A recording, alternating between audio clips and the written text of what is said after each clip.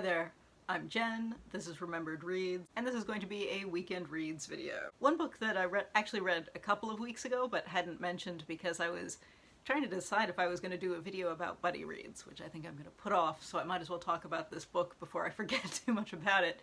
And that was Bernice McFadden's Praise Song for the Butterfly. So I read this as a buddy read with Patrice and Lindsay. I will link to Lindsay's channel and Patrice's Bookstagram below.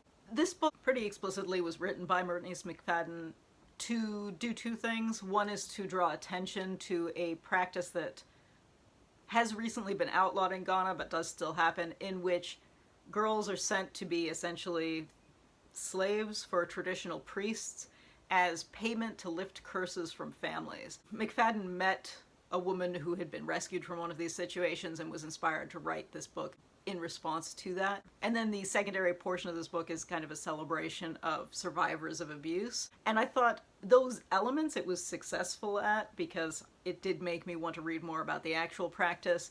And I thought that the survivor piece, when it was hitting the right notes, I thought it was very emotionally successful. Structurally, I thought the book wasn't great because it had some incredibly moving moments, but what was linking it together, it felt almost like a treatment for a TV special that someone was going to write. It felt almost like a summary of a book that hadn't been written yet. So that was too bad because the scenes that were successful were just incredibly successful emotionally, so it was a shame that the technical bits were off. Although I wonder how much of that is because this book had to be edited fairly significantly, fairly late in the publication process. If you look at reviews of people who received the arcs of this book, it was a very different book. This novel is set in a fictional country that is sort of Ghana-esque, but originally it was set in Ghana, and the main character had a different name. After we finished doing this buddy read, I went and looked up some interviews with the author, and what happened was she sent the original version of this novel to a sensitivity reader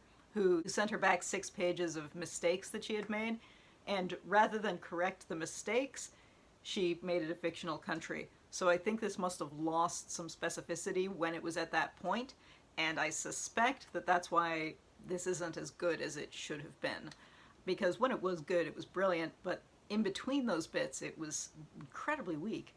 So I will be curious to read more from McFadden, hopefully something that wasn't edited at such a late stage. I read another one of Scholastique Mukasonga's books. This is The Barefoot Woman, which is basically an ode to her mother. It covers very similar ground to her memoir Cockroaches, but interestingly, because this is about her mother, she herself is a character in this book, it takes an almost anthropological or ethnographic look at the way the culture was shifting in Rwanda between, say, the 60s and the 90s. One of the things that her family went through was they had been in exile for 30 years within the country before the genocide happened in the 90s, and it looks at the culture shift that was happening as a result of that genocide, as well as the culture shift that had happened the generation before when the missionaries had come in. And unlike in Cockroaches, where that's kind of background to the family story, this is viewed with almost a detached eye, which is funny for someone talking about their own family. Now at the very end, the final chapter in this closes the ground on that step away that she was keeping for most of this, and we do get this recurring nightmare that she's had, and it's just heartbreaking. So it's interesting that you have this very detached portrait of the time and the culture and her mother as kind of an example of the culture shift that was happening then, and then you get this really heartbreaking single chapter at the end.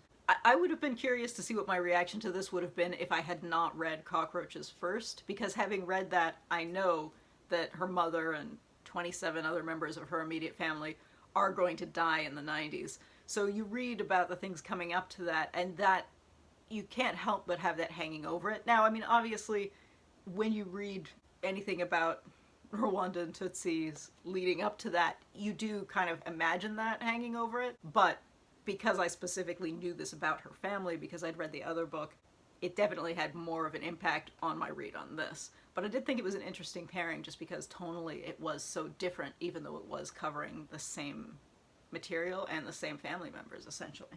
After that, I read a collection of essays, and that was Mona Eltahawy's Headscarves and Hymens, Why the Middle East Needs a Sexual Revolution. This is primarily about institutional sexism in Egypt and Saudi Arabia. The author is Egyptian and grew up in Saudi Arabia. So when she is talking about those cultural elements, she weaves general trends in with her own experiences. On the headscarves part, she was a hijabi for about 10 years during a period where it was less popular in Egypt, and then changed her positioning on the whole religious framework of female modesty, and basically stopped covering at the same time that a lot of women were starting. So she was on the opposite end of the trends on that, which makes the memoir pieces kind of more interesting. And the Hymens part of the title is obviously about female genital mutilation, which I think stereotypically you imagine only happens in southern Egypt, but it is much more widespread than that, and she addresses the fact that people don't talk about that, and in part wanting to force people to have that conversation is part of why this was written in English.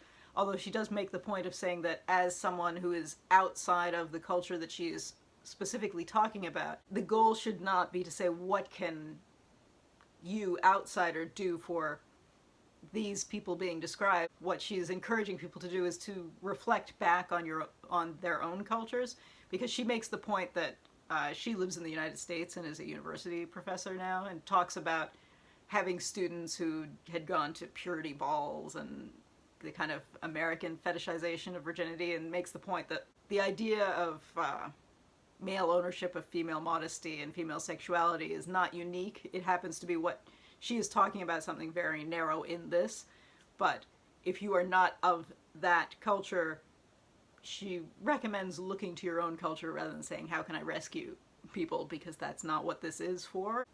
Basically forcing people to look at something that a lot of people would be either in denial of or want to strip down to a much simpler discussion.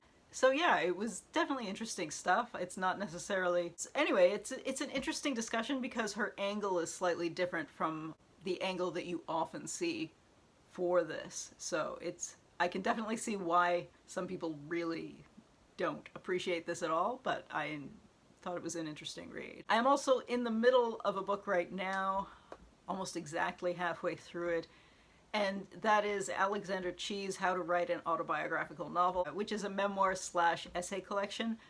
The reason I have stalled out at the halfway point is because the earlier bits of it, where he talks about, in part, the writing classes that he took as an undergraduate, the AIDS activism work that he was doing in the late 80s and early 90s, and then when he was working on his master's degree, and the culture around the arts, and that bit, all of that was very compelling, especially the AIDS activism stuff.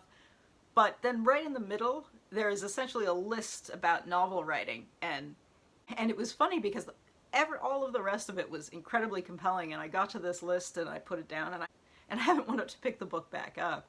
Because the artistic stuff is so compelling in that it's a real eye into that kind of culture around writing and the attitudes towards arts education. That's really interesting. And obviously the San Francisco AIDS activism part does involve a lot of death, but I think the angle is slightly different from a lot of what you read about that, and I thought that worked really well. I was just frustrated with this list in the middle because I would like to go back to it, but I have to get through more of this list because it's several pages long, and it just wasn't doing it for me. Hey, this is editing me. I realized that in between the editing of this video and when I filmed the first part, I finished another book, and that was Nnedi Okorafor's Broken Places and Outer Spaces. This is one of the books that is put out by the same people that produce the TED Talks videos, and they are essentially extended versions of TED Talks that various people have done. In this one, Nnedi Okorafor discusses a period in her life when she was at university and she had a spinal fusion for scoliosis, which there were complications of, and it left her with a partial spinal injury. And during her recovery from that was when she basically found herself as a writer of speculative fiction. And so this describes, in part, hallucinations of giant praying mantises while she was on morphine, for example, but also kind of building of cyborg identity and how that then influenced her writing later, and also why she changed out of a pre-medicine major at university because she was feeling disillusioned with the medical establishment. As a memoir, because these are formatted in such a short way, it doesn't necessarily feel as satisfying as reading a full memoir. but I think that's a factor. It's just a flaw in the format. I always wish... I've read other books that are these extended TED Talks before, and I'm always a little bit disappointed with them, because unlike a 10-minute video talk, this is long enough that it gets into other topics, but doesn't dive deep enough to feel really satisfying.